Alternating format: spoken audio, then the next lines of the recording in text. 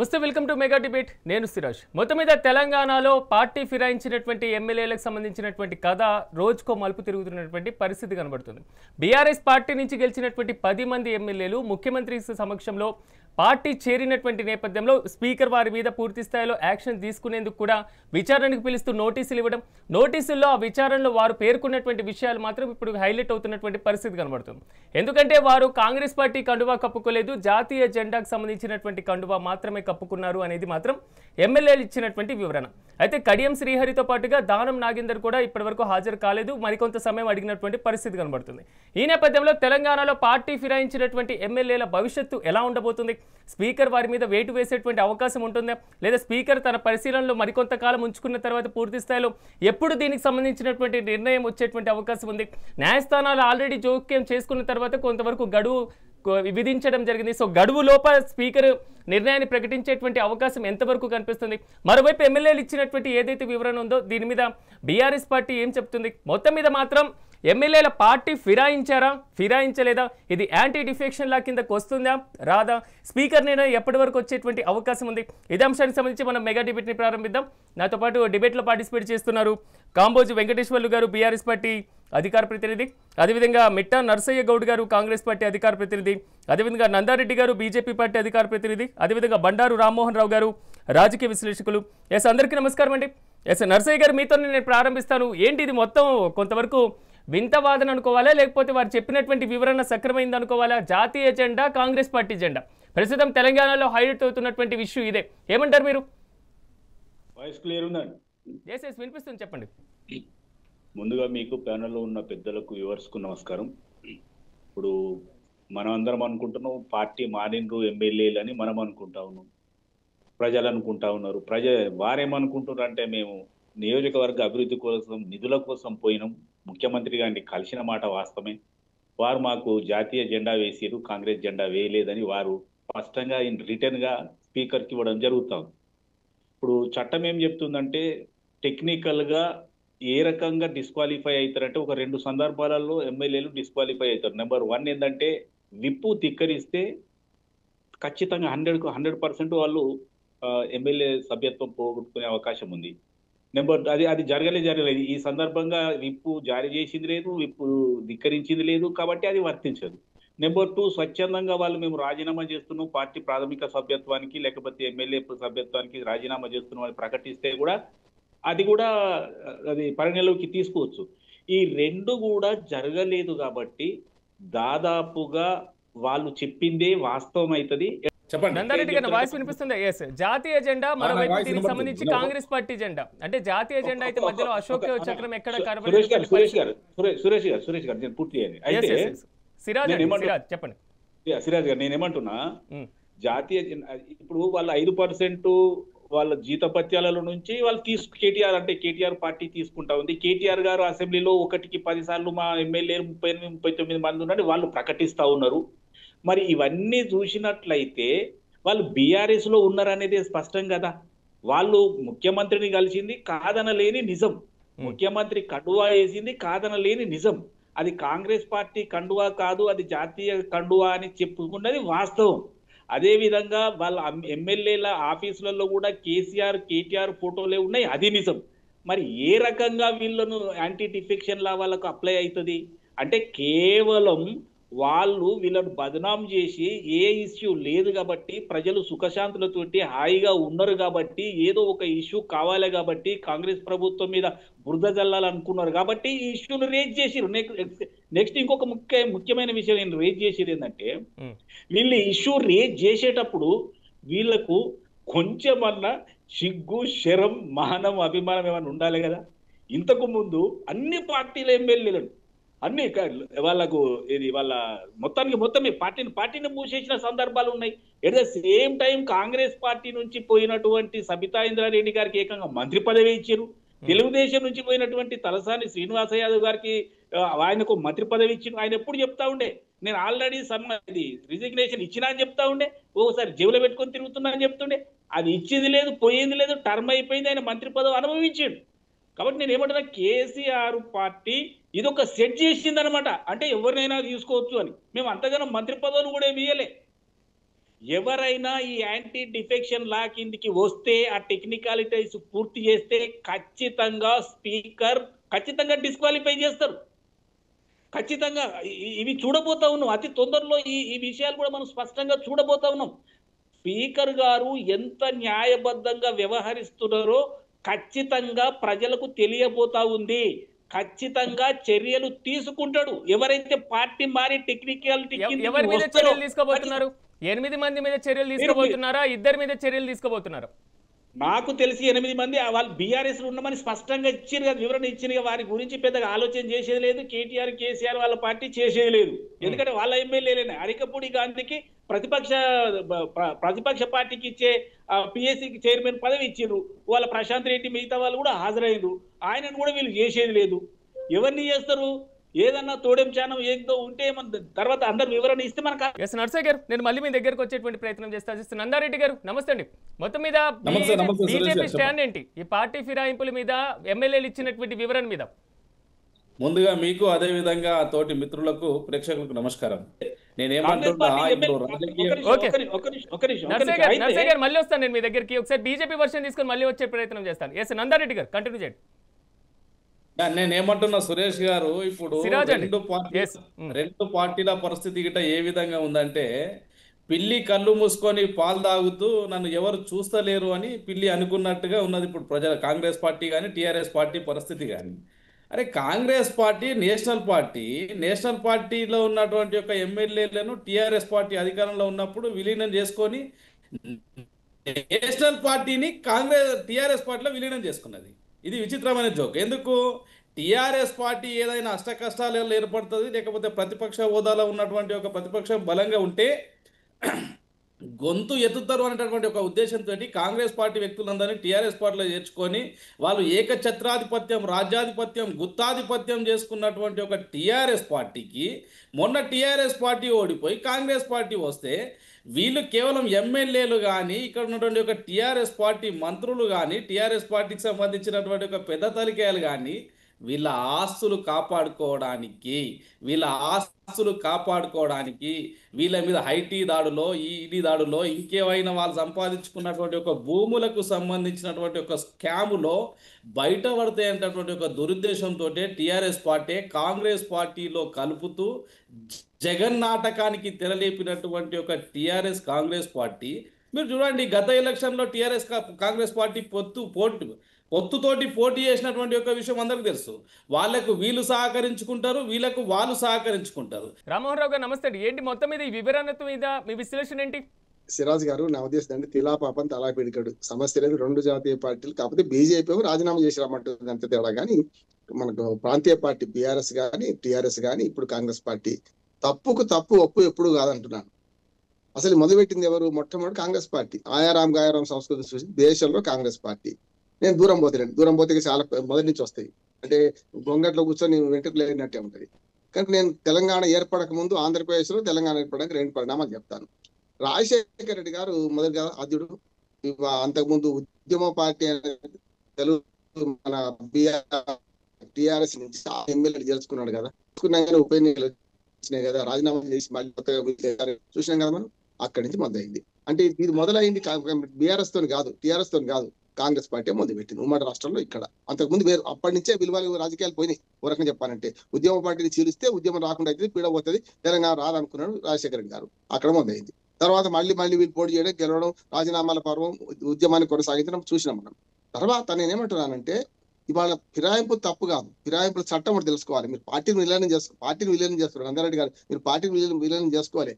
సిఎల్పిని విలీనం చేసుకున్నారు, తెలుగుదేశం పార్టీది కానీ కాంగ్రెస్ కానీ. పార్టీలు విలీనం కావు, జాతీయ పార్టీ. అవును సార్, అదే అందుకని ఏమంటున్నా అంటే ఇక్కడ 2 విషయాలు మాట్లాడుకోవాలి.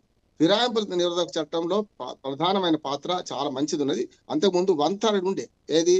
ఫిరాయింపులు సక్రమం కావాలంటే ఉదాహరణ చెప్పండి, 3 ఎమ్మెల్యేలు ఉంటే ఒక ఎమ్మెల్యే ఫిరాయిస్తే 1/3 ఉంటది కనుక సమస్య లేదు, అది చెల్లుతుంది అన్నారు. అది తక్కువ ఉంది అని చెప్పి తర్వాత 2005లో ఏం చేశారంటే రాజీవ్ గాంధీ గారు చేసిన చట్టం దాన్ని తూట్లు పడుతున్నారు కాంగ్రెస్ పార్టీ కానీ మిగతా అన్ని పార్టీలు కానీ. ఆ తర్వాత ఏమైందంటే ఈ 1/3 తీసేసి 2/3 అన్నారు. అంటే 3 ఉంటే 2 చేరాలి, లెక్క ఈజీగా తెలుస్తుందని. 3 ఉంటే 2 చేయాలంటే ఏం చేశారంటే గతంలో టీఆర్ఎస్ పార్టీ చేర్చుకున్నప్పుడు కాంగ్రెస్ ఎమ్మెల్యేలు కానీ మనకు 2014లో మొదలైంది. 2014లో ఏమైంది? 63 సీట్లేమో టీఆర్ఎస్ గెలుచుకున్నది, 7 సీట్లు ఎంఐఎం గెలుచుకున్నది, 21 సీట్లేమో కాంగ్రెస్ పార్టీ గెలుచుకుంది, 15 సీట్లు టీడీపీ గెలుచుకున్నది, 5 సీట్లు బీజేపీ గెలుచుకున్నది. అది లెక్క. బీజేపీలో ఒక్కరు పోలే. కానీ 21 సీట్లలో 13 సీట్లు తీసుకొని 13 మంది చేర్చుకొని అది లీగల్ గా సిఎల్పీని విలీనం చేసుకున్నాడు బట్టి విక్రమార్క గారు. ఇంకొక 5 మిగిలిన పక్కన. తర్వాత రెండోసారి అది అట్లాగే సేమ్ తెలుగుదేశం ఆల్మోస్ట్ అందరు చేరిండ్రు. వైసీపీ నుంచి 2 గెలిచిండ్రు, వాళ్ళు కూడా చేరిండ్రు. అంటే 3 పార్టీల సిఎల్పీలను, అంటే 3 పార్టీల అసెంబ్లీ దాన్ని చేర్చుకున్నారు. ఒకటేమో కాంగ్రెస్, టీడీపీ, వైసీపీ కూడా చేరింది. ఇంకో రకంగా మన ఏమంటారు దాన్ని ఏనుగు గుర్తు, అదేమంటారు మన బిఎస్పీ కూడా 2 గెలిచిండ్రు. అప్పుడు ఈ బిఎస్పీ 2 కూడా చేర్చుకున్నారు వీళ్ళే. అంటే 4 పార్టీల సిఎల్పీలను వీళ్ళని చేసుకున్నారు. అయిపోయింది. తర్వాత 2018 ఎలక్షన్లకు వచ్చేకల్లా 19 సీట్లకు పరిమితమైంది కాంగ్రెస్ పార్టీ. తర్వాత మన టీడీపీకి ఏం రాలేదు. టీడీపీకి 2 వచ్చినాయి. తర్వాత ఎవరికి వచ్చినాయి? బీజేపీకి 1 వచ్చింది 2018లో. కానీ మళ్ళీ కాంగ్రెస్ పార్టీ నుంచి 18 మందిలో 12 మందిని చేసుకొని మళ్ళీ ఒకసారి విలీనం చేసుకున్నారు. అంటే శంకర్లో వస్తే తీర్థమైంది. నేను ఏమంటున్నాను, ఫిరాయింపులు తప్పే కాదంటలేను. కానీ ఏం చేశారు వాళ్ళు?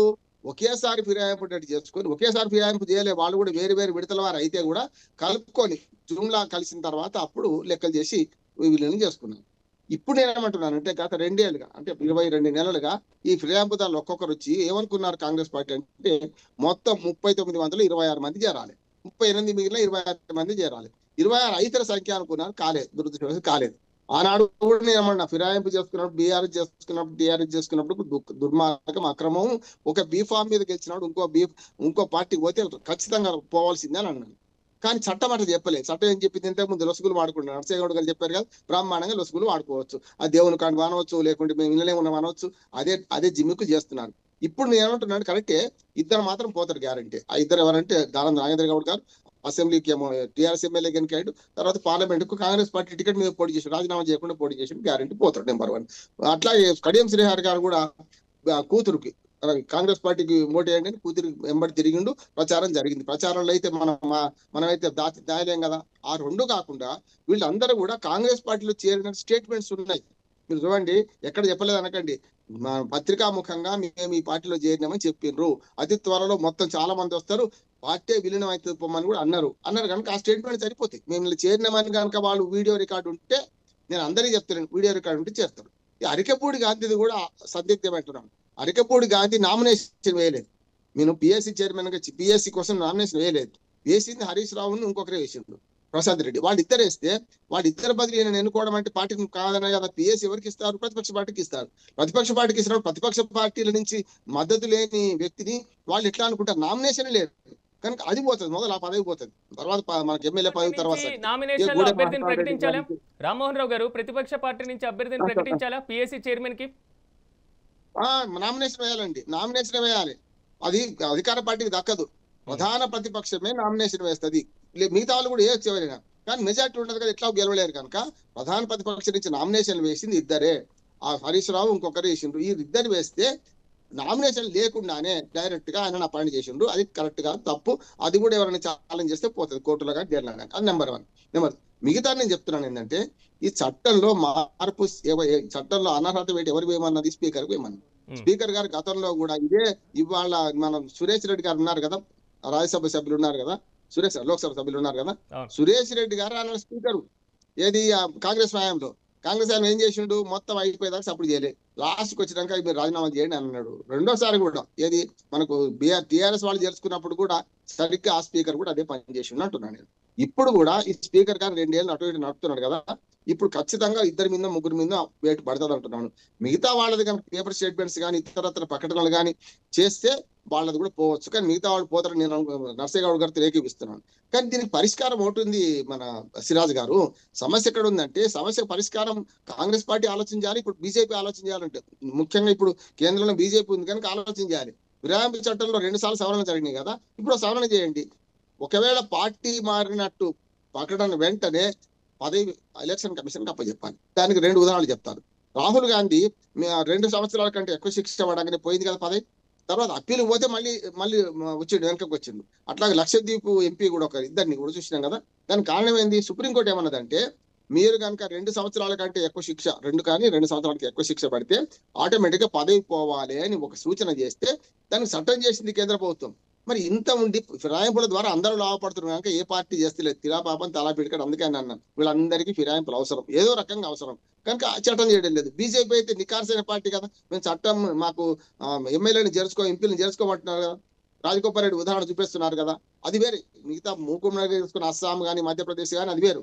కానీ రాజీనామా చేయకుండా మేము చేర్చుకోమని బీజేపీ నిక్కచ్చిగా ఉంది కనుక దయచేసి ఇది కేంద్ర ప్రభుత్వాన్ని విజ్ఞప్తి ఏంటంటే ఈ ఫిరాయింపుల చట్టంలో మళ్ళీ సవరణ తీసుకురండి. ఏం లేదు, వాళ్ళు ప్రకటించిన వెంటనే ఆటోమేటిక్ గా ఎలక్షన్ కమిషన్ పరిధిలోకి వెళ్ళిపోవాలి.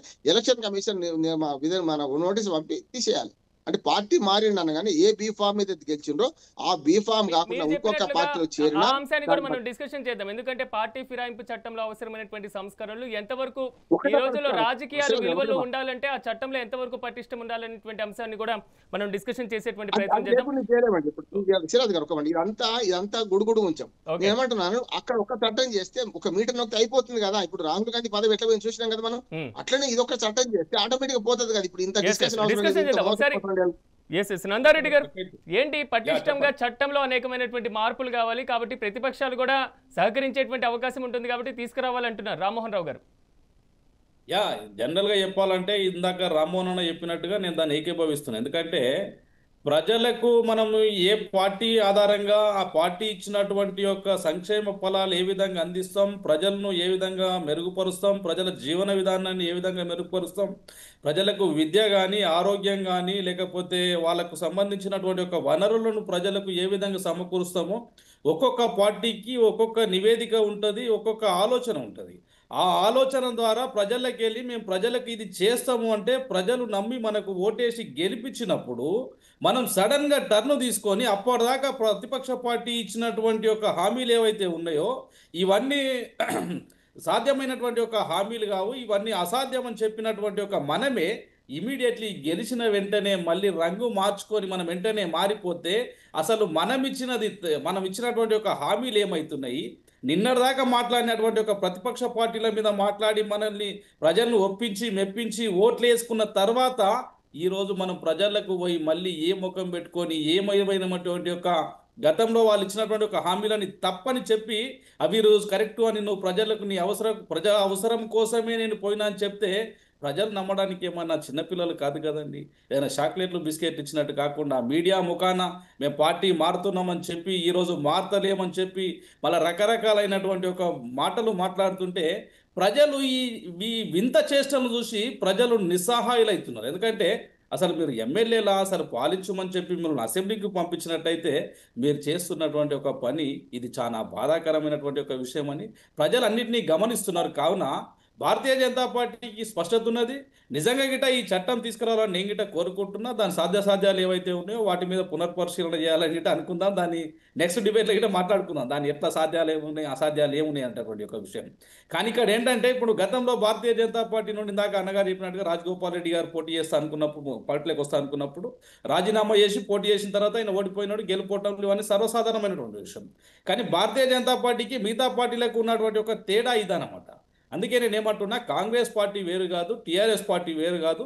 రెండు పార్టీలు ఒక పార్టీ సహకరించుకుంటూనే వాళ్ళ ఆస్తులు వీళ్ళు కాపాడడం, వీళ్ళ ఆస్తులు వాళ్ళు కాపాడడం, వాళ్ళని వీళ్ళు ప్రొటెక్షన్ చేయడం, వీళ్ళని వాళ్ళు ప్రొటెక్షన్ చేయడం, కేవలం ఒకరినొకరును తన్నుకున్నట్టు నువ్వు తన్నినట్టు చెయ్యి నేను ఏడ్చినట్టు చేస్తానటువంటి ఒక పరిస్థితిలో ఈరోజు కాంగ్రెస్ కానీ టీఆర్ఎస్ పార్టీ కానీ కొనసాగుతున్నది.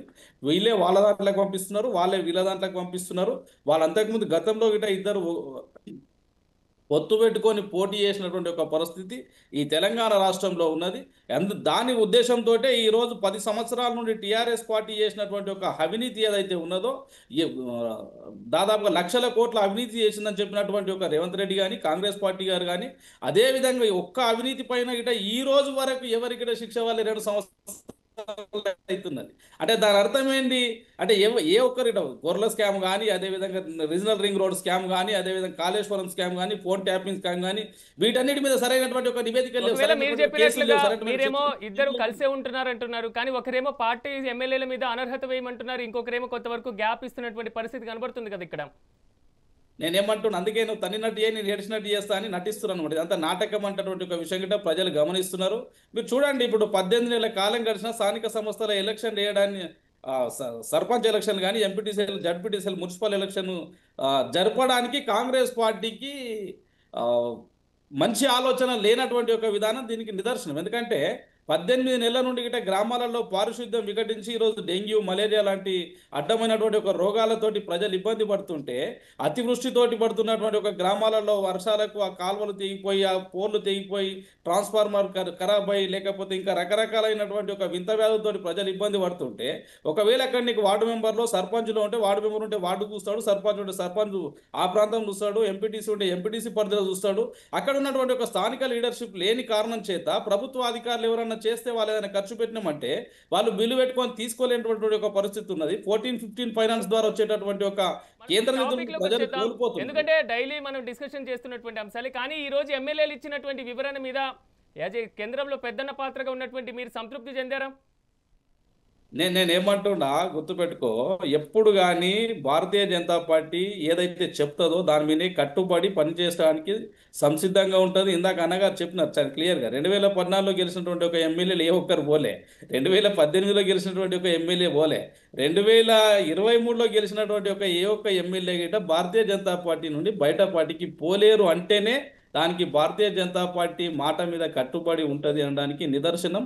ఇది ఆదర్శవంతమైనటువంటి ఒక జీవితం, ఆదర్శవంతమైనటువంటి ఒక అందుకే మా పార్టీ సిద్ధాంతంలో మొట్టమొదటి సిద్ధాంతం ఒకటి ఉంటుంది. మొట్టమొదటి సిద్ధాంతం ఏంటంటే ఫస్ట్ దేశం, నెక్స్ట్ పార్టీ, ఆ తర్వాతనే వ్యక్తులము అన్నటువంటి ఒక సిద్ధాంతంతో ఆ సిద్ధాంతాలను అనుసరిస్తూనే పార్టీ ముందుకు పోతుంది. ఆ దిశగానే పనిచేస్తుంటాం.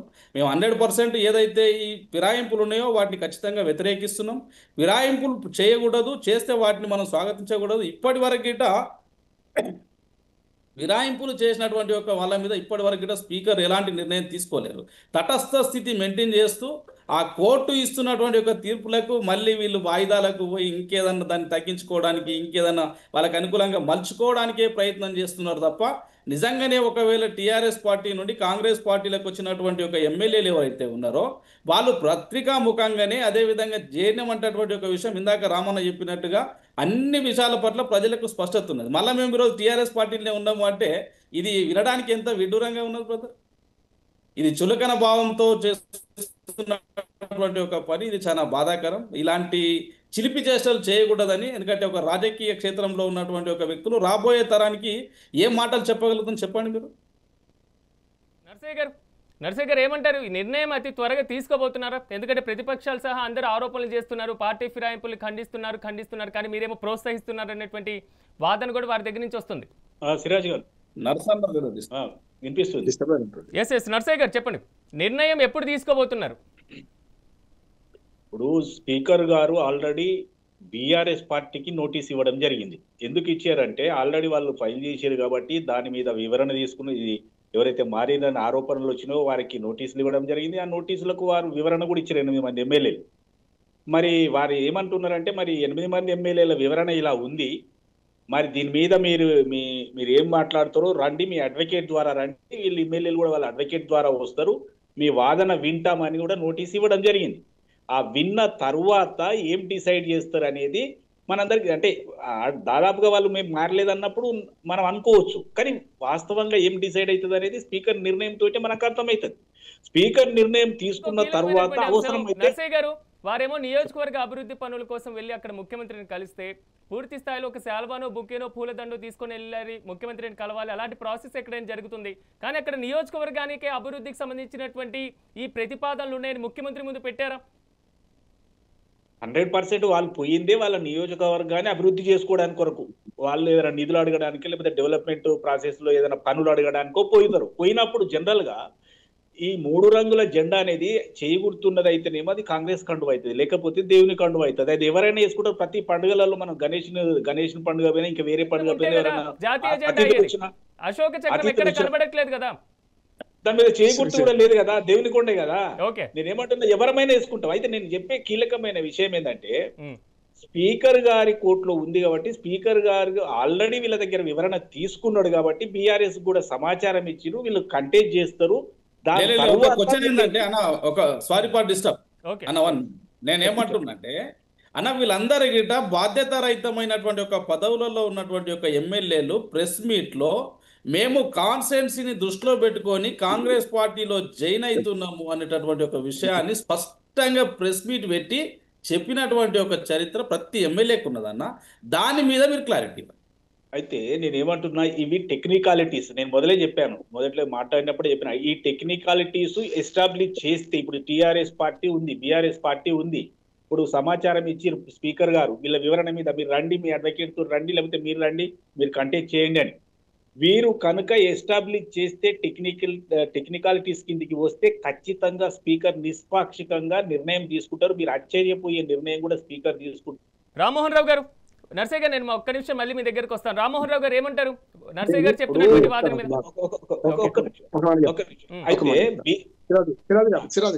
నర్సయ్య గారు ఒక్క నిమిషం. రామ్మోహన్ రావు గారు చెప్పండి. సిరాజ్ గారు మాట చెప్తాను. నేనేమందంటే, తాటి చెట్టు ఎందుకు ఎక్కావురా అంటే దూడగడ్డి కోసం అని. వీళ్ళని అంటలే నేను, వాళ్ళు కూడా అదే పని చేసిండ్రు గతంలో. తలసారి శ్రీనివాస యాదవ్, సబితా ఇంద్రెడ్డి కూడా అదే పని చేసిండ్రు. నేను ఇప్పుడు ఏమైతుందంటే, వీళ్ళకి చేర్చుకున్నవాడేమో షేర్కార్ అవుతున్నాడు, చేర్చబడేమో వాడు ఏడుస్తున్నాడు. కాంగ్రెస్ పార్టీ ఏడ్చింది కదా, 2 సార్లు ప్రతిపక్ష స్థానం ఇస్తే 2 సార్లు కోల్పోయింది కదా. మీరు ఇదే ఫిరాయింపుల వల్ల ఆ నష్టం మీరు అప్పుడు ఏడ్చింది కదా, ఇప్పుడు ఆ పని ఎందుకు చేస్తున్నారు మీరు అంటున్నాను. ఆనాడు 63 కేసీఆర్ సమర్థన కూడా కరెక్ట్ కాదు. 63 సీట్లు వచ్చినాయి మొట్టమొదటి 2014లో. 63 వచ్చినప్పుడు మాకు మెజార్టీ లేదు, ప్రభుత్వాన్ని నాగం చేస్తారు, ఆ సమైక్య పాలకులు అటు పక్కనే ఉన్నారు, ఇటు పక్క చంద్రబాబు నాయుడు, వీళ్ళందరూ బూచులు చూపించి ఒక మాట చెప్పి అది కూడా కరెక్ట్ కాదు. ఆ సాకు కరెక్టే కాదు. 63 ఉన్నా సరే మెజార్టీ ఇచ్చారు, 4 సీట్లు ఎక్కువ చేయాలి. రెండోసారి అయితే 88 సీట్లు ఇచ్చింది కదా టీఆర్ఎస్ కు. అసలు బీఆర్ఎస్ గెలవలేదు సిరాజ్ గారు, టీఆర్ఎస్ గెలిచింది. బీఆర్ఎస్ 2 సార్లు ఓడిపోయినట్టు లెక్క. పార్లమెంట్ లో మొత్తం రాలేదు, అసెంబ్లీలో ప్రతిపక్ష స్థానం వచ్చింది. బీఆర్ఎస్ అనే పార్టీ వచ్చినప్పుడు షేర్ పట్టుకున్నది. రెండో చెప్తాను, 2018లో గెలిచినప్పుడు మళ్ళీ 19 మంది గెలిచింది కదా, అప్పుడు కూడా మళ్ళీ వీళ్ళు చేసుకున్నారు కదా. 88 మంది ఎమ్మెల్యేలు 88 నుంచి ఏం చేసి 104 తెచ్చుకున్న సంఖ్య. ఏమైంది? శత్రుశేషం రుణశేషం ఉంచుకోవద్దు అనుకుంటే ఎంబడి పడ్డరు. బుండెవడు అన్నాడు, రేవంత్ ఎవడు అన్నాడు, పొట్టోడు అన్నాడు. ఏమైంది? వాళ్ళే ఏకమేక అయింది. వాళ్ళ అది అవినీతి, అహంకారము అవినీతి వల్ల టీఆర్ఎస్ ఓడిపోయింది, సమస్య లేదు. కానీ ఇప్పుడు వాళ్ళు చేసిన పని మీరు చేసి వాళ్ళని ఏడిపించి మీరేదో సంతోషపెడితే లాభం లేదు. నేను ఒక మాట చెప్తాను. ఒక రేవంత్ రెడ్డి గారు ఏమన్నారంటే, వీళ్ళతో చెప్పులతో కొట్టండి, రాళ్లతో కొట్టండి అనుకుంటే ఏమన్నాడు, ప్రజలకు విజ్ఞప్తి చేసి, చాలా మంచి విజ్ఞప్తి అంటున్నాడు, వీళ్ళందరినీ ఓడించండి రేపటి ఎలక్షన్లలో మా పార్టీ నుంచి ఫిరాయించిన వాళ్ళు అన్నారు. 12 మంది ఫిరాయించారు నర్సయ్య గౌడ్, మీకు తెలుసు. ఒక్క సబితా ఇంద్రెడ్డి, ఇంకొక నాకు పేరు జ్ఞాపకం అసలు, 2 గెలిచిండ్రు. 11 మందిని ఓడించారండి ప్రజలు, 11 మందిని ఓడించిండ్రు. చూడండి ప్రజలు ఎంత విజ్ఞతను. మేము ఒక పార్టీకి అధికారం ఇచ్చి ఒక పార్టీకి చేస్తే వీళ్ళు దుర్మార్గులు కాంగ్రెస్ పార్టీని ఫిరాయించారని చెప్పి ప్రజల తీర్పు కంటే ముఖ్యంగా ఏం లేదు. మీరు రికార్డు తిరిగేయండి. ఒక సబితా ఇంద్రెడ్డి గారు గెలిచారు, రేవంత్ రెడ్డి గారి విజ్ఞప్తిని ప్రజలు మన్నించారు. మీకు ఇచ్చింది కదా ఓట్లని, 12 మంది ఎక్కడి నుంచి వచ్చారు మీకు? వాళ్ళే కదా గెలిపించింది ప్రజలు కదా. మీరు ప్రజల తీర్పును అవమానిస్తున్నారు. వాళ్ళు అవమానిస్తే వాళ్ళు భంగపడ్డారు, కాకపోతే 2వసారికి భంగపడ్డారు. మీరు కూడా అవమానిస్తే రేపు ఎన్నికలలో మీరు చేర్చుకున్న వాళ్ళందరూ ఎన్నికలు వస్తే గ్యారంటీ ఓడిపోతారు అంటున్నాను నేను. ప్రజలు నిజంగా చెప్తానంటే సరైన తీర్పిస్తే వీళ్ళందరూ ఓడగొట్టాలి. చిన్న బ్రేక్ తీసుకొని మళ్ళీ మీ దగ్గరకు వచ్చేటువంటి ప్రయత్నం చేస్తాను. ఎందుకంటే మొత్తం మీద తెలంగాణలో పార్టీ ఫిరాయించినటువంటి ఎమ్మెల్యేల వ్యవహారం మాత్రం రోజుకో కొలిక్కొస్తున్నటువంటి పరిస్థితి అయితే కనబడుతుంది. మరి స్పీకర్ దీని మీద ఎప్పుడు నిర్ణయం తీసుకుంటారు, ఎలాంటి నిర్ణయం తీసుకుంటారు అనేది మాత్రం ఉత్కంఠ కొనసాగుతుంది. ఎస్ నర్సయ్య గారు, సబ్మిషన్ ఏంటి? అయితే కొద్దిగా టైమే అండి. అయితే ఇప్పటిదాకా బీజేపీ నందారెడ్డి గారు మాట్లాడింది కూడా నేను విన్నా. అయితే బీజేపీ పార్టీ మేమేం తప్పులు చేయలేదు, మేము పార్టీని ఫిరాయించలేదు, మేమేం తప్పులు చేస్తలేమని మంచి ముచ్చట చెప్పిండు ఆయన. లెటర్ అండ్ స్పిరిట్ అంటే రాసిన దాన్ని, దాని వెనుక ఉన్న స్పిరిట్ను, వాటి రెండింటిని పరిగణలోకి తీసుకుని మనస వాచ కర్మన చిత్తశుద్ధితోటి చేసే పని వాస్తవంగా ఉంటుంది. భారతీయ జనతా పార్టీ మేము ఎవరితోటి పొత్తు పెట్టుకోము, వాళ్ళతోటి పొత్తు పెట్టుకోవాలి, వీళ్ళతోటి పొత్తు పెట్టుకోవాలి అంటే దేశద్రోహులతోటి పొత్తు పెట్టుకుందండి. దేశద్రోహ పార్టీ పీడీపీ మహబూబా ముఫ్తీతోటి పార్టీ ఇది పొత్తు పెట్టుకొని జమ్మూ అండ్ కాశ్మీర్లో వీళ్ళు ప్రభుత్వాన్ని ఏర్పాటు చేశారు. అది ప్రో పాకిస్తానీ పార్టీ. ఇంతకంటే దేశద్రోహం ఉంటుందా అండి? ఇవాళ ఒక వచ్చిరు పోయిందని పార్టీ ఫిరాయింపులు దేవుడేరు, అది ప్రజాస్వామ్య ప్రక్రియలో భాగంగా నడుస్తుంది, చట్ట పరిధిలో నడుస్తుంది. కానీ పీడీపీ అనేది దేశద్రోహులను, తీవ్రవాదులను సపోర్ట్ చేస్తూ ఓపెన్ గా వాళ్ళతో ఉండే పార్టీ. ఏం కర్మ కలిగిందండి వీళ్ళకు? జమ్మూ కాశ్మీర్లో ప్రభుత్వం ఏర్పాటు చేయకపోతే ఏమన్నా నష్టం వస్తుందా అండి? వాళ్ళతోటి కూడా అంటగాగిన వాళ్ళు మాకు శుద్ధులు చెప్తారా వీళ్ళు? రెండో కీలకమైన విషయం చెప్తా చూడండి. నేనేమంటుండా, జమ్మూ కాశ్మీర్ లో కాంగ్రెస్ పార్టీ చేసినటువంటి భారతీయ జనతా పార్టీ, ఒక నిమిషం, భారతీయ జనతా పార్టీకి కొత్త విషయం ఏం కనిపెట్టిందంటే, మీరు రండి రాజీనామా చేసి రండి, లేకపోతే అందులోకి పోయి ఒక కుంపటి తయారు చేసి కొంతమందిని పక్కకు జరిపి వాళ్ళకు ప్యాకేజీలు ఇచ్చి మీరు ఓడిపోయినా మీకు ఈ ప్యాకేజ్ ఉంటుంది మీరే. నేనేమంటుండా, జమ్మూ కాశ్మీర్ సమస్య ఏదైతే ఉన్నదో, భారతదేశం పాకిస్తాన్ విడిపోయినప్పుడు దేశ విభజనే సరైనటువంటి ఒక స్థితిలో జరగలే. ఒక బందుకు పాకిస్తాన్ ఇస్తారు, ఒక బందుకు బంగ్లాదేశ్ ఇస్తారు, ఒక బందుకు జమ్మూ కాశ్మీర్ ఇస్తారు. ఇది కాంగ్రెస్ పార్టీ దేశ విభజన. ఆ దేశ విభజన అయిపోయిన తర్వాత జమ్మూ కాశ్మీర్కు స్వయం ప్రాతిపదికన కల్పిస్తూ అక్కడ ఒక్క దేశంలో 2 ప్రధాన మంత్రులు ఏంది, ఒక్క దేశంలో 2 జాతీయ జెండాలు ఏంది, ఇది ప్రపంచంలో ఏ దేశంలో లేనటువంటి ఒక వింత చరిత్ర భారతదేశానికి కల్పించినటువంటి ఒక కాంగ్రెస్ పార్టీ అరే దేశం మొత్తం కాపాడుకోవడానికి అయితే ఖర్చు పెట్టాము, దేశాన్ని మొత్తం కాపాడుకోవడానికి ఎంత సంపద అయితే ఖర్చు పెట్టాము. భారతదేశాన్ని మత ప్రాతిపదికంగా విభజిస్తున్నటువంటి భారతీయ జనతా పార్టీ వాళ్ళు ఈ మాటలు మాట్లాడతారా? ప్రధానమంత్రి ఏం మాట్లాడిండు ప్రజాస్వామ్య వ్యవస్థలో ఎన్నికల క్యాంపెయిన్ లో? ఓటేస్తే పుస్తలు గుంజుకపోతారు. ప్రధానమంత్రిని ప్రపంచంలో ఎక్కడ చూడలేదు మనం. ఉన్న భారతదేశాన్ని 2గా విభజించే ప్రయత్నం చేస్తాం. మీరు నా మాట మొత్తం వినండి. భారతదేశాన్ని విడగొట్టడానికి ప్రయత్నం చేస్తా ఉన్నారు మీరు. మీరు అదే నా మాట మొత్తం వినండి. ఆధారపడి బతుకుతున్నటువంటి పార్టీ మీది. ఎంతసేపు ఎంఐఎంను అడ్డం పెట్టుకొని రాజకీయం చేసే పార్టీ మీది. మీరు పేద ప్రజల గురించి ఆలోచించే పార్టీ కాదు. మీరు సుతులు చెప్తారా? లౌకికవాదం అంటే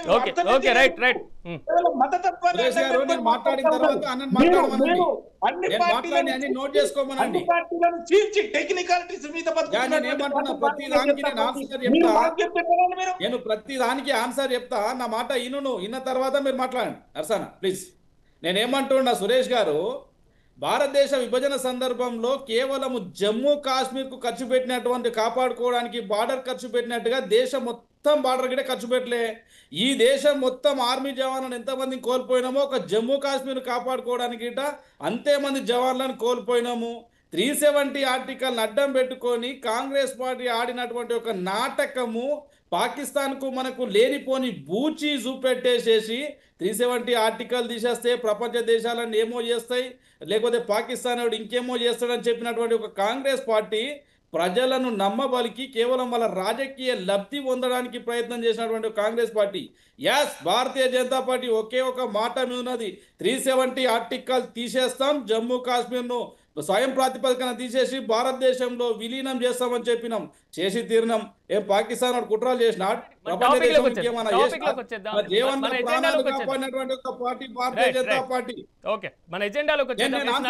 ఇంకా 2-3 ఆయన నర్సయ్య గారికి ఆన్సర్ చెప్పాల్సిన అవసరం ఉన్నది. మన ఎజెండాలోకి వచ్చేద్దాం. నర్సయ్య గారు, నా ప్రశ్న ఒకటే, ఇద్దరి మీద వేటు వేయడానికి వారిద్దరన్నా కాంగ్రెస్ పార్టీలో జాయిన్ అయ్యారని మీరు భావిస్తున్నారా? సిరాజ్ గారు, నేనేమంటున్నా, తినబోతు రుచులెందుకు? ఖచ్చితంగా నిష్పాక్షికంగా స్పీకర్ నిర్ణయం తీసుకుంటారు. ఎవరైతే టెక్నికాలిటీస్ ను పూర్తి చేస్తారో, సపోర్ట్ చేస్తారంటే దానికి పరివీ కింద వస్తారో ఖచ్చితంగా వాళ్ళని డిస్క్వాలిఫై చేయడం జరుగుతుంది. 100% డిస్క్వాలిఫికేషన్స్ ఉంటాయి. ఇక ఎవరు అని నేను పేరు చెప్పను కానీ ఖచ్చితంగా ఉంటాయని నేను భావిస్తా ఉన్నా. ఎందుకంటే ఎవరైతే ఖచ్చితంగా ఇంకా ఉన్నారా? ప్రెజెంట్ అయితే ఇద్దరు పూర్తిగా కాంగ్రెస్ పార్టీలో ఉండి కాంగ్రెస్ పార్టీ కార్యకలాపాల్లో పార్టిసిపేట్ చేసినటువంటి పరిస్థితి కనబడుతుంది. ఇద్దరు కాకుండా ఇంకా ఉన్నారా? అయితే నేనేమంటున్నా, దీనికి కూడా వివరణ తీసుకొని, చట్టం ఏం చెప్తుందంటే ఫస్ట్ వివరణ తీసుకున్నాక కంటెక్ట్ చేస్తారు, వాళ్ళు కూడా ఎస్టాబ్లిష్ చేస్తారు. ఎందుకంటే తప్పు జరగకూడదు. నిర్ణయం ప్రకటించే ముందు తప్పు జరగకూడదు. అన్ని వ్యవహారాలు పరిగణలోకి తీసుకున్న తరువాత మాత్రమే అప్పుడు స్పీకర్ నిర్ణయం ప్రకటిస్తారు. ఇంకొక విషయం ఏంటంటే, స్పీకర్ నిర్ణయం ప్రకటించిన తర్వాత అవసరమైతే వీళ్ళు కోర్టు కూడా వెళ్ళొచ్చు. ఎందుకంటే కోర్టు కూడా అధికారం ఉంటది దాని మీద సమీక్ష చేయడానికి, న్యాయ సమీక్ష చేయడానికి. దాంట్లో నిర్ణయం తీసుకోమని చెప్పడంలో వాళ్ళకు అధికారం ఉండదు, కానీ నిర్ణయం తీసుకున్న తర్వాత వాళ్ళు సమీక్ష చేయడానికి మాత్రం కోర్టుకు అధికారం ఉంటుంది. అప్పుడు వాళ్ళు అక్కడికి కూడా పోవచ్చు, వాళ్ళకి అన్యాయం జరిగిందని తెలిస్తే. ఎందుకంటే బీఆర్ఎస్ లో వాళ్ళు లాస్ట్ 5 సంవత్సరాల లాస్ట్ మూమెంట్ లో 1 నెల 2 నెలలు 6 నెలలు ఉన్న లోపల వాళ్ళు దాన్ని డిస్పోజ్ చేసిరు ఆ కంప్లైంట్ ను. మేము తిరిగినాము, వీళ్ళను సస్పెండ్ చేయండి, వీళ్ళను డిస్క్వాలిఫై చేయండి అంటే దిక్కు దశ లేకుండా పోయింది కదా. మేము అట్లా కాదు, ఇప్పుడు 2 సంవత్సరాలు అయింది, ఇంకా 2-3 సంవత్సరాలు ఏం నానబెట్టాం. మేము ఖచ్చితంగా త్వరలోనే మీరు ఊహించినంత స్పీడ్గా, అంతకంటే స్పీడ్గానే స్పీకర్ గారు నిర్ణయం ఖచ్చితంగా వెలువడుతుంది. ఎవరైతే టెక్నికాలిటీస్ ప్రకారంగా డిస్క్వాలిఫై చేయవలసి వస్తుందో ఖచ్చితంగా చేస్తారు. నేను కూడా అనుకుంటున్నా 1-2 ఉండే అవకాశాలు కూడా కనిపిస్తూ ఉన్నాయి.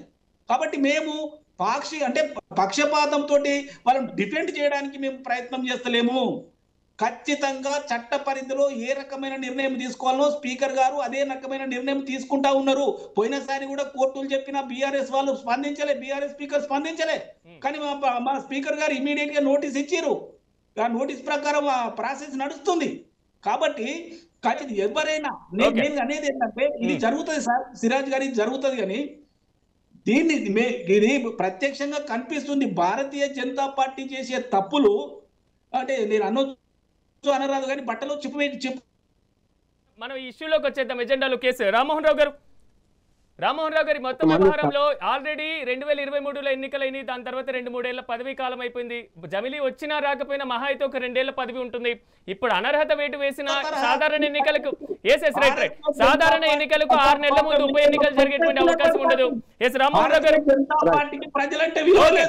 ఓకే నర్సయ్య గారు ఒక్క నిమిషం రామ్మోహన్ రావు గారు సబ్జెక్ట్ కి వద్దాం. ఓకే, నేను ప్రింట్ మీడియాలో సరిగ్గా 50 ఏళ్ల క్రితం మొట్టమొదటి వ్యాసం రాసిన. అప్పుడు ఏమనేవాళ్ళు అంటే, మనం ప్రింట్ మీడియాలో సిరాజ్ గారు మనం రాస్తే వాళ్ళు అన్నమాట కూడా అనలేదని తప్పించుకునేవాళ్ళు, అవకాశం ఉండేది. ఇప్పుడు ప్రింట్ మీడియా వచ్చినాక తప్పించుకోవడానికి అవకాశం లేదు. నెంబర్ 1, వీళ్ళు కనుక ఒకవేళ ప్రింట్ మీడియా ద్వారా మేము పార్టీలో చేరమని ఎక్కడ ప్రకటన ఒకటి ఉన్నా గ్యారంటీ దాని ప్రకారం అనర్హత వేటు పడుతుంది. మన నర్సయ్య గౌడ్తో రేపిస్తున్నా. నర్సయ్య గౌడ్ గారు ఇంకో భవిష్యత్తు కూడా చెప్పిండు, అది అదే జరగబోతుంది అంటున్నాడు. ఏమైందంటే అనర్హత వేటు పడ్డానికి కూడా ఇప్పుడు ఉరిశిక్ష పట్టడానికి కూడా అంతిమ కోరిక అడిగినట్టు వీళ్ళు కోర్టుకు పోయే అవకాశం ఉంటుంది కదా, కోర్టుకు పోతారు. కోర్టు వెనక ఏమవుతుంది, మన కోర్టులు, నేను న్యాయవాదిని, కోర్టుల సంగతి నాకు తెలుసు. ఏళ్ళ తరబడి నడుస్తుంది. మళ్ళీ 3 ఏళ్ళు మిగిలింది, 3 ఏళ్ళు 2 ఏళ్ళు అయిపోయింది, 3 ఏళ్ళు మిగిలింది. 3 ఏళ్ళ జరిగింది కూడా చెప్తాను నేను. గతంలో ఒక 2 ఎమ్మెల్యేలు అనర్హత వేటు పడ్డది. ఏది కోర్టు ఏమనంటే అఫిడవిట్ వేసింది, కానీ అఫిడవిట్ లో తప్పులు రాసిండ్రు, ఆస్తులు ప్రకటించలేదు, విద్యార్థులు ప్రకటించలేదు, దాని మీద 2 కేసులు పడ్డాయండి. గతంలో మన తెలంగాణ హైకోర్టు తీర్పిచ్చింది. ఏంటంటే అప్పుడు వీళ్ళు తీర్పు వచ్చే కల్లా వాళ్ళ పదవి కాలం దగ్గరికి వచ్చింది. 2 నెలల ముందు 3 నెలల ముందు తీర్పు వచ్చింది, అయిపోయింది కదా. ఇప్పుడు ఏమైంది, వాళ్ళు మళ్ళీ ఎమ్మెల్యేలు మళ్ళీ ఎన్నికయ్యారు కదా వాళ్ళు. అది కూడా ఇప్పుడు జరిగేది కూడా ఏమంటున్నాను, ఇది కేవలం టెక్నికల్ గా స్పీకర్ తో అనర్హత పెట్టేసిన రేపు వీళ్ళు కోర్టుకు పోతారు, మళ్ళీ 2-3 ఏళ్ళు పడుతుంది. కోర్టులో కనుక సత్వర న్యాయం జరిగితే అప్పుడు ఆటోమేటిక్ గా ఎవరైతే అనర్హులో వాళ్ళు పోవాల్సిందే, ఎవరు అర్హులో రావాల్సిందే. ప్రింట్ మీడియా వచ్చిన తర్వాత మేము అనలేదు అనే మాట తప్పించుకోవడానికి వీల్లేదు కనుక దానికి కూడా మేము అనలేదంటారు. ప్రింట్ మీడియా వచ్చినాక అనలేదు అంటున్నారు కదా. కండువా గురించి మాట్లాడుతున్నారు. 3 రంగుల కండువా. ఇప్పుడు చెప్పాను కదా, దూడగడ్డి కోసం తాటి చెట్టు ఎక్కినట్టు ముఖ్యమంత్రి దగ్గర పోయిందంటే నిజంగా నేను ఒప్పుకుంటా. సరే, తర్వాత ఏమైనా అభివృద్ధి పనులు సాధించుకుంటారా, పిటిషన్లు ఇచ్చిండ్రా, ఏమైనా ఉండాలి కదా, అక్కడైతే ఆధారం ఉండాలి కదా, మేము దీనికోసం పిటిషన్లు ఇచ్చినామని ఉండాలి కదా. ఏమీ లేదు. ఇంకోటి ఏంటంటే కాంగ్రెస్ కండువా అంటే 3 రంగుల జెండా కాదు. నర్సయ్య గౌడ్ గారు అన్నట్టు చేయి గుర్తుండాలి. చేయి గుర్తున్న పార్టీ కప్పినరా, కప్పలే కదా. మామూలుగా ఏంటంటే ఒక అందరి సంకేతం, మా దానికి వచ్చిండ్రు, ఆ దొడ్లో ఈయనరు, ఈ దొడ్లో కలుపుకున్నాం అన్నారు.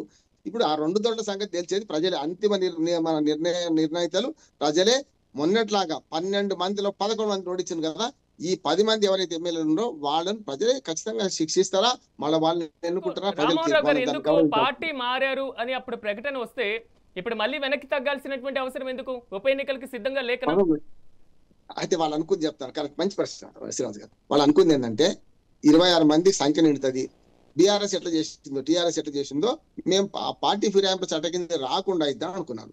బీఆర్ఎస్ ఒక మంచి వాళ్ళ వ్యూహం ఏమైందంటే వాళ్ళు 10 మంది దాటి ఒక్కడిని కూడా పోనీయలేక అర్థమైంది వాళ్ళకి. 10 మంది పోయేదాకా వాళ్ళు కవర్ లేదు, వాళ్ళకి పోయిన తర్వాత 11వ వ్యక్తి పోతే వరుస పడుతుండే.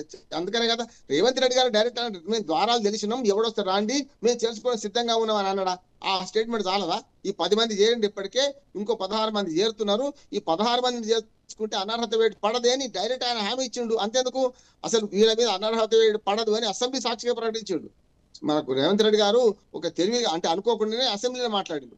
అది కనుక బయట మాట్లాడితే కోర్టు ధిక్కారం అవుతుండే. ఎందుకంటే కోర్టులో కేసు నడుస్తున్నప్పుడు ఈ అనర్హత వేటు పడదని స్పీకర్ తో మాట్లాడింది కదా అసెంబ్లీ సాక్షిగా. వాళ్ళు ఒకటి అసెంబ్లీకి ఇమ్యూనిటీ ఉంది సిరాజ్ గారు. అంటే అప్పుడెప్పుడు మార్కండేయుడు కదా శివలింగాన్ని గౌరవించుకుంటే యువతరాజు వచ్చి కొరడా వేయకుండా ఎట్లాగిండు దానికి శివలింగాన్ని పడుతుంది కదా. అట్లనే ఏమైందంటే అసెంబ్లీ ఇమ్యూనిటీ ఉండడం వల్ల కోర్టు కూడా తీవ్రంగా ప్రశంసించింది. అసెంబ్లీలో మాట్లాడిన మాటలు కూడా రేవంత్ రెడ్డి గారు మాట్లాడిన తప్పు, మా కోర్టు తీర్పు ఊహిస్తారా, అసెంబ్లీ మన వాళ్ళ పదవులు పోవని ఎట్లా చెప్తారు అని కూడా అన్నది. అని ముఖ్యమంత్రికి బతికిపోయింది, ఈసారి జాగ్రత్తగా మాట్లాడమని చెప్పింది అంటున్నా కోర్టు. కోర్టే చెప్పింది కదా రేవంత్ రెడ్డి గారి మీద. ఇప్పుడు నేను చివరికి జరగబోయేది నర్సయ్య గౌడ్ గారు మంచిగా చెప్పాడు, సీన్ మంచిగా వివరించింది. లేదు ఈ 3 ఏళ్ళు కొనసాగుతుంది, ఈ అనర్హత పడుతుంది అనుకుందాం జలసేపటికి. పడ్డ తర్వాత కోర్టుకు పోతారు. కోర్టులో 3 ఏళ్ళు జరపడానికి మా అడ్వకేట్ మాట్లాడిన మా మిత్రులు చాలా మంది ఉంటారు. 3 ఏళ్ళు వాయిదాలు తీసుకుంటారు, జరుపుతూనే ఉంటారు. ఆ 3 ఏళ్ళు పదవి కాలం అయిపోతుంది. మళ్ళీ కీలకతందుకు అనుబంధం, అంతకని ఏం లేదు. నందారెడ్డి గారు ఒక విప్పు జారీ చేస్తే అసలు ఇంత తంటాలు ఉండాల్సినటువంటి అవసరం లేదు కదా. బ్రదర్, నేను ఏమంటున్నా, కాంగ్రెస్ పార్టీకి కానీ టీఆర్ఎస్ పార్టీకి కానీ నైతిక విలువలు లేనటువంటి ఒక పార్టీలు ఇవి. నేను ఇంతకు ముందే చెప్పిన, నేను ఏం చెప్పినా, కాంగ్రెస్ పార్టీ మేనిఫెస్టో ఏంటి, బీఆర్ఎస్ పార్టీ మేనిఫెస్టో ఏంటి? బీఆర్ఎస్ లో గెలిచినటువంటి ఒక వ్యక్తులు కాంగ్రెస్ పార్టీ మేనిఫెస్టోను వ్యతిరేకించి ప్రజలకు వివరించి చెప్పినటువంటి ఒక వ్యక్తులు మళ్ళీ ఆ కాంగ్రెస్ మేనిఫెస్టో ఈ రోజు కరెక్ట్, ఇది సమాజానికి ఉపయోగపడుతుంది, మా నియోజకవర్గ డెవలప్మెంట్ కోసం అంటే, మరి రేవంత్ రెడ్డి గారు కొడంగల్ నియోజకవర్గానికి 4,000 కోట్లు ఒక సంవత్సరంలో తీసుకుపోయినాడు. వీళ్ళ నియోజకవర్గాలకు 4,000 కోట్లు తీసుకొచ్చినారా? అరే అట్లే టీఆర్ఎస్ పార్టీ గిట్ట అధికారంలో ఉన్నప్పుడు సిద్దిపేట, సిరిసిల్ల, గజ్వేలు ఇవి 3-4 డెవలప్ అయినాయి తప్ప మిగతా ఎక్కడ డెవలప్మెంట్ కాలే. అంటే నేను ఏమంటున్నా, కేవలం వీళ్ళ కుటుంబాల కోసమో, వీళ్ళ మనుగడ కొనసాగడం కోసమో, వీళ్ళ రాజకీయ లబ్ధి కోసమో చేస్తున్నటువంటి ఒక పనులు మినహాయిస్తే ఇది ప్రజలకు ఎలాంటి ఉపయోగం లేదు. నిజంగానే ఒకవేళ వీళ్ళ మీద డిసిషన్ తీసుకునేది ఉంటే ఇప్పటికి 2 సంవత్సరాలు గడువు గడుస్తున్నది. ఎందుకు గడుస్తున్నది? ఎందుకు గడపాల్సి వస్తున్నది? ఇందాక రామ్మోహన్ అన్న చెప్పినట్టుగా వీళ్ళు కోర్టు ద్వారా ఇంకొక 2-3 సంవత్సరాలు వాళ్ళ పదవి కాలం పూర్తి చేసుకున్న తర్వాత నిన్ను సస్పెండ్ చేస్తే ఏంటి, ఉంటే ఏంటి, తీర్పు వస్తే ఏంటి, రాకపోతే ఏంటి, నీ పదవి కాలాన్ని నీకు అనుకూలంగా ఎంజాయ్ చేసేటటువంటి ఒక హక్కు నీకు ప్రజలు దేనికోసం ఇచ్చినారు? వాళ్ళ సమస్యలు నీ ఐడియాలజీ చెప్పి వాళ్ళ సమస్యలు సాల్వ్ చేస్తావని చెప్పి నీకు ఓటేసి గెలిపిస్తే ఈరోజు నువ్వు చేస్తున్నటువంటి ఒక పని ఏంటి? దీని మీద ఇమ్మీడియట్లీ యాక్షన్ ఎందుకు తీసుకోలే? ఇప్పటిదాకా ఎందుకు ప్రొలాంగ్ చేస్తూ వచ్చినారు స్పీకర్ గారు? అంటే దీని అంతటి విషయాలు అన్ని ప్రజలు గమనిస్తున్నారు బ్రదర్. ఎందుకంటే ఏదో మనం మాట్లాడుకున్నంత ఈజీగా కోర్టు రేపే తీర్పిస్తుందను, కోర్టు తీర్పిదంటే విషయం అందరికీ క్లారిటీ ఉన్నది. దాంట్లో కోర్టుకు పోతే ఇంకేం జరుగుతుంది? ఈ 3 సంవత్సరాలు గడువు పోతుంది. గడువు పోయిన తర్వాత మళ్ళీ ఎలక్షన్స్ వస్తాయి. మళ్ళీ ఎలక్షన్ తర్వాత మళ్ళీ వాళ్ళు ఏ ముఖం పెట్టుకొని ఏ విధంగా ఎలక్షన్లకు పోతారు? వాళ్ళు టీఆర్ఎస్ పార్టీ నుండి పోతారా, కాంగ్రెస్ పార్టీ నుండి పోతారా? రెండు ఒకే దగ్గర ములాఖాత్ అయిపోతారా? అసలు ప్రజా సమస్యలనే పట్టించుకోలేదు. ఇప్పటి వరకు మీరు చూడండి, మీరు గ్రామాలలో చిన్న తరహా కాంట్రాక్టర్లు ఎవరైతే ఉన్నారో, సర్పంచ్ లాంటి వాళ్ళు, ఎంపీటీసీ లాంటి వాళ్ళు ఏదైనా కాంట్రాక్ట్ పని చేస్తే టీఆర్ఎస్ పార్టీ ఉన్నప్పుడేమో 10% కమిషన్ తీసుకుంది. కానీ ఆ బిల్లు ఏమైనా పెండింగ్ బిల్స్ ఉంటే ఈరోజు కాంగ్రెస్ పార్టీ 15 నుంచి 20% వసూలు చేస్తుందని ప్రజలు ఆడాడ గుసగుసాడుతున్నారు. ఇది వాస్తవం అవాస్తవం మీరు ఒకసారి చిన్న తరహా కాంట్రాక్టర్ల దగ్గరికి పోయి మాట్లాడి చూడండి. కాంట్రాక్టర్ల బిల్స్ ఎందుకు ఇవ్వట్లేదు ఇప్పటి వరకు గిట్ట? అంటే గ్రామాలలో ఉన్నటువంటి ఒక చిన్న తరహా కాంట్రాక్టర్లను నిర్వీర్యం చేస్తున్నటువంటి ఒక 2 పార్టీలు, ఇది సరైనటువంటి ఒక దిశానిర్దేశం కాదు. చిన్న తరహా కాంట్రాక్టర్లను కానీ, గ్రామ స్థాయిలో ఉన్నటువంటి కాంట్రాక్టర్స్ను కానీ, అక్కడ ఉన్నటువంటి ఒక విధి విధానాలను కానీ మనం కాపాడుకోవాల్సినటువంటి ఒక బాధ్యత ఉన్నది. మనం పల్లెటూర్లే పట్టుకొమ్మలు అనుకున్నటువంటి ఒక మనము పల్లెటూర్లను నిర్వీర్యం చేసేటటువంటి ఒక కుట్ర జరుగుతున్నది. స్థానిక సంస్థల ఎలక్షన్స్ ఇప్పటికైనా ఇమ్మీడియట్లీ జరపాలి. బీసీ రిజర్వేషన్ 42% ఏదైతే ఉన్నదో ఇది చాలా అబద్ధమైనటువంటి ఒక విషయాన్ని గిట్ట నిజమైనటువంటి ఒక నమ్మేయడానికి ప్రయత్నం చేస్తున్నటువంటి ఒక కాంగ్రెస్ పార్టీ ఇది అబద్ధం అనేటటువంటి ఒక విషయాన్ని ఒప్పుకొని ప్రజలకు నిజంగా గిట్ట వాళ్ళు మాది తప్పు అని ఒప్పుకున్నటువంటి ఒక పరిస్థితి వస్తుంది. ఇప్పుడు రాహుల్ గాంధీ గారు ఉన్నారు, ఓటు చోరీ అంటున్నారు. అరే ఓటు చోరీ చేసినట్టయితే కాంగ్రెస్ పార్టీ తెలంగాణ రాష్ట్రంలో ఎట్లా అధికారంలోకి వస్తుంది? ఇది విచిత్రమైనటువంటి ఒక జోక్. కాకపోతే కర్ణాటకలో ఎట్లా అధికారంలోకి వస్తుంది? రాహుల్ గాంధీ ఎట్లా గెలిచినాడు? సోనియా గాంధీ ఎట్లా గెలిచినది? ప్రియాంక గాంధీ ఎట్లా గెలిచినది? ఏం బ్రదర్, ఏమన్నా మాట్లాడితే కాంగ్రెస్ పార్టీ వాళ్ళు మాట్లాడితే దాంట్లో ఒక్క దాంట్లోనన్నా నీతి, నిజాయితీ, న్యాయం ఏమన్నా ఉంటుందా బ్రదర్? అన్ని అబద్ధాలు మాట్లాడుతూ ప్రజలను నమ్మేయడానికి ప్రయత్నం చేస్తున్నటువంటి ఒక కాంగ్రెస్ పార్టీకి సరైన సమయంలో సరైన బుద్ధి చెప్పడానికి ప్రజలు సంసిద్ధంగా ఉన్నారు. దాన్ని తీసుకోవడానికి కాంగ్రెస్ పార్టీ సంసిద్ధంగా ఉండాలని భారతీయ జనతా పార్టీ కోరుతున్నది. అయితే నేను ఏమంటున్నా, ఈ ఎమ్మెల్యేలది మనం మాట్లాడుకున్నాం కరెక్ట్, కానీ భారతీయ జనతా పార్టీ చాలా విరుద్ధమైన విషయాలు చెప్తా ఉంది ప్రజలకి డిబేట్ల ద్వారా. వారు చెప్పే మాటలు వింటే అవునా ఇంత మంచిదా అనిపిస్తుంది, కానీ వాళ్ళు చేసే పనులు వాస్తవమే కదా. దాంట్లో తప్పేమున్నా చెప్పండి మీరు. రాహుల్ గాంధీ ఎట్లా గెలిచిండన్నా? సోనియా గాంధీ ఎట్లా గెలిచిండన్నా? ప్రియాంక గాంధీ ఎట్లా గెలిచిందన్నా? ఎంపీ నువ్వు మాట్లాడినప్పుడు నేను విన్నగానే మీరు మాట్లాడాలి. అయితే సిరాజ్ గారు ఈ ఓట్ చోరీలో నేను ఇంతకుముందు కూడా చాలా విషయాలు చెప్పిన, రామ్మోహన్ గారికి కూడా తెలుసు. కాంగ్రెస్ పార్టీ ఎందుకు ఈ ఓట్ చోరీ చెప్తా ఉందంటే వివరాలు ఇచ్చి చెప్తా ఉందండి. వాళ్ళని ఒకటే ఎలక్షన్ కమిషన్ ఒక 2-3 విషయాలు అడిగిన రాహుల్ గాంధీ ఈ భారతదేశ ప్రతిపక్ష నాయకుడు, లోక్సభ ప్రతిపక్ష నాయకుడు రాహుల్ గాంధీ గారు ఏమడిగిండు? అయ్యా మీరు డిజిటల్ ఓటర్ లిస్టు ఇవ్వండి, ఆ రోజు ఓట్లు వేసినప్పుడు తీసుకున్నటువంటి ఫోటో ఫుటేజ్ ఇవ్వండి, ఈ 2 ఇవ్వమని అంటే మేము ఈ 2 మీకు ఇయ్యము అని చెప్తా ఉన్నారు వాళ్ళు. ఎందుకు అంటే ఆ ఓట్లు చూడండి మీరు, అది హస్బెండ్ పేరు XX అని ఉంటుంది, లేకపోతే ఇంటి పేరు XX అని ఉంటుంది, ఒక ఇంటి మీద 200-300 ఉంటాయి.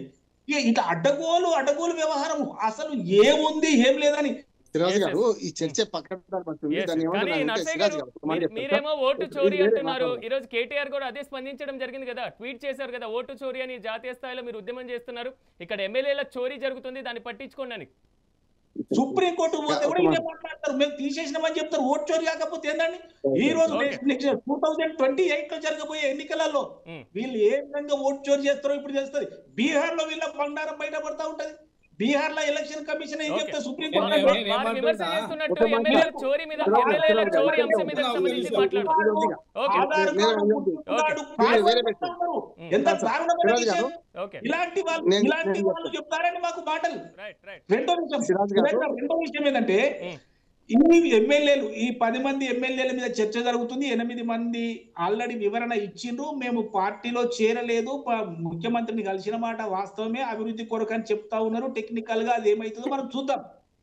కానీ నేను ఏమంటున్నానంటే దీన్ని లెటర్ అండ్ స్పిరిట్ లో ఏ పార్టీ కూడా అమలు చేయట్లేదు, ఇది వాస్తవమే. బీఆర్ఎస్ అట్లనే ఉంది, బీజేపీ అట్లనే ఉంది, మా పార్టీ కూడా ఇప్పుడు వచ్చిందంటే పూర్తిగా రాలేదు. వాళ్ళు వస్తే వచ్చిరని చెప్తాం, మాదేమైందని, పోతే పదవులు పోతే మళ్ళీ గెలిపించుకుంటాం. కానీ నేనేమంటున్నా, వాళ్ళే చెప్తా ఉన్నారు కదా, మా పార్టీలో అంటే మా ఆఫీసులో కేసీఆర్ ఫోటో, కేటీఆర్ ఫోటో ఉంది, మా 5% మా జీతభత్యాలు కట్ అయి బీఆర్ఎస్ పార్టీకి పోతా ఉన్నాయి, ఇవన్నీ కండువా వాళ్ళదే ఉంది, అసెంబ్లీలో కేటీఆర్ అదే చెప్తా ఉన్నారు, అసెంబ్లీలో మా సీట్లు అట్లనే ఉన్నాయి అని అన్నీ చెప్తా ఉన్నారు. ఇవి కూడా నేనేమంటున్నంటే స్పీకర్ యొక్క విచక్షణాధికారం కింద కనుక ఎస్టాబ్లిష్ అయితే వాళ్ళు బచాయిస్తారు. లేదు అని అంటే ఖచ్చితంగా చర్య తీసుకుంటారు, డిస్క్వాలిఫై చేస్తారు. స్పీకర్ విషయంలో స్పీకర్ ఖచ్చితంగా త్వరగా నిర్ణయం తీసుకుంటారు.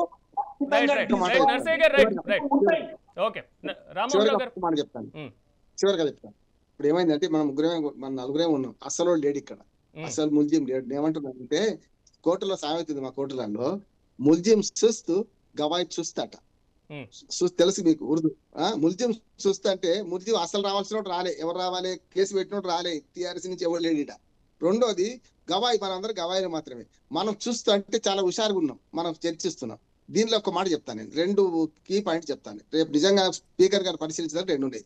ఆయన కళ్ళ ముందటనే వీళ్ళు బీఆర్ఎస్ పక్షాన్ని కూర్చోకుండా అడిగి కూర్చున్నారు కదా, అది చాలా ఇంకేమైనా కావన్నా, ముంజేది కంకరానికి అర్థం కావన్నా. వాళ్ళు అసెంబ్లీ సాక్షిగా బీఆర్ఎస్ పార్టీ దిక్కు కూర్చోలే, వాళ్ళు అన్న పోయి కూర్చున్నారు. దానం నాగేంద్ర ఎక్కడ కూర్చున్నాడు, కడియం శ్రీ ఎక్కడ కూర్చున్నాడు, ఈ ఎమ్మెల్యేలు ఫిరాయించిన ఎమ్మెల్యేలు ఎక్కడున్నారు, అధికార పార్టీ దిక్కు లేరా, అది జాలదా అనర్హత వేయడానికి? ఇంకో మాట చెప్తాను, రేవంత్ రెడ్డి గారే 10 మంది చేరిండ్రు, ఇంకో 16 మందిని తీసుకుంటున్నాము, అతి త్వరలో పార్టీ విలీనం చేసుకుంటామని డైరెక్ట్ ప్రకటన చేసిండు. ముఖ్యమంత్రి ప్రకటన కూడా వెళ్ళలేదా? వీళ్ళు ఇండివిజువల్ గా చేసిండు, సామూహికంగా మేము 10 మందిని చేయడం, ఇంకో 16 మంది వస్తే అయిపోద్దని వీళ్ళు కూడా చేసిండు కదా, కలిపి కట్టగా చేసిండు, వేరుగా చేసిండు. ఈ 3 జాలు నేను ఏమంటున్నాను, ఈ అవసరం లేదు. రేవంత్ రెడ్డి గారి స్టేట్మెంట్ ఒకటి, రెండోది అసెంబ్లీ సాక్షికి ఎక్కడ కూర్చుందో స్థానాలు చూసినాం 2.